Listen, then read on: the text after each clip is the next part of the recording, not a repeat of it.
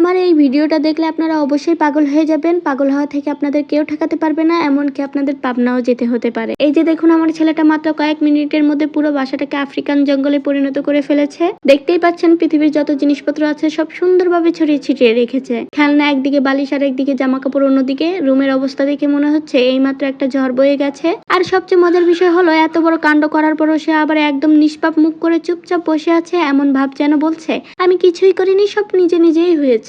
আর আমাকেও সে হেল্প করছে। এখন এই পুরো আফ্রিকান জঙ্গলকে আবার মানুষে থাকার মতো রুম বানানোর দায়িত্ব আমার। মা হওয়া মানে শুধু রান্না বানানা, প্রয়োজনে ফুল টাইম ক্লিনার, খেলনা ম্যানেজার আর হারিয়ে যাওয়া জিনিসের গোয়েন্দাও হতে হয়। চলুন দেখি আজকে কত মিনিটে এই জঙ্গল পরিষ্কার করে আবার গুছিয়ে ফেলতে পারি। একটা কথা বলি, আমি যতবারই গুছাই আমার ছেলে ততবারই নতুন করে সব ছড়িয়ে দেয়। যাদের বাসাতে এমন একটা ছোট্ট ঘূর্ণিঝড় আছে তারা কমেন্টে একটা হাহা দিয়ে যাবেন। দেখি আমি একাই বিপদে আছি নাকি আপনাদের বাসাতে একই অবস্থা। ঘরের সব কাজ কাম শেষ করে তাকে গোসল করিয়ে দিলাম। এখন তাকে মুছে দিচ্ছি, সেও দুষ্টমি করতেছে। জানি না এই রুমটা আর কতক্ষণ গোছানো থাকবে। এখন তাকে বলেছি চুপচাপ বসতে, সে গিয়ে বালিশের উপর বসে পড়েছে। এটা কোনো কথা?